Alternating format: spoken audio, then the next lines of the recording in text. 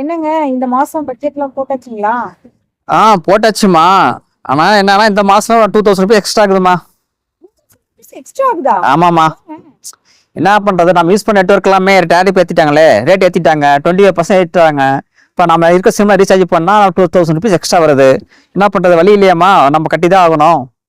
என்னங்க பண்றது? பேசாம நம்ம ஏதாச்சும் ஒரு சிம்ம க்ளோஸ் பண்ணிடலாங்களா? க்ளோஸ் பண்ண நினைக்கிறோமா. ஆனா நம்ம என்ன பண்றோம், நம்ம ஆதாருக்கு தந்துட்டோம், நம்ம பேங்க்குக்கு கொடுத்துட்டோம், நம்ம பிசினஸ்க்கு சிம் தான் யூஸ் பண்றோம். நம்பர் க்ளோஸ் பண்ண முடியாது, நான் யூஸ் பண்ணி தான் ஆகணுமா. என்ன பண்ணே தெரியலமா, ஒரே மைண்ட்ல ஒரே டார்க்கா இருக்குமா. எங்க போறதுன்னு தெரியலமா, எங்க எங்க கொஞ்சம் கட்டணம் தரணும்னு தெரியல, எந்த நெட்ஒர்க் போகுதுன்னு தெரியல, ஒரே ஒரு டார்க்கா இருக்குமா. என்ன பண்ண தெரியலையம்மா. என்னங்க அங்க பாருங்க, ஏதோ ஒரு பிரைட்டா ஒரு வெளிச்சம் தெரியுது. என்னம்மா சொல்ற?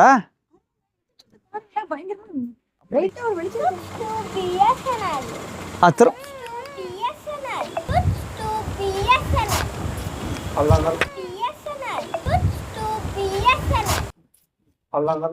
என்னங்க பாருங்க, எல்லாம் அங்க அந்த பிஎஸ்என்எல் நோக்கி எல்லாரும் போயிட்டு இருக்காங்க. ஓ, பிஎஸ்என்எல் நோக்கி போயிட்டு இருக்காங்களா? ஓ, அதான் அவ்வளோ கூட்டமாமா.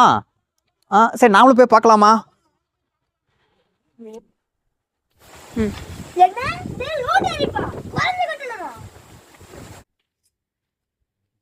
என்னது 249 ரூபாய்க்கு 2 ஜிபி ஃப்ரீயா? அதுவும் 45 நாளைக்கு.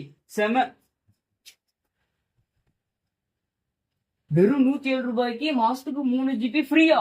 அதுவும் 35 நாள் வேலிடிட்டியா? வாவ்.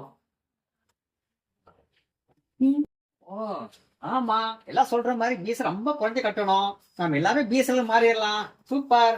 ஓ, பிஎஸ்என்எல். ஹே ஹே ஹே ஹே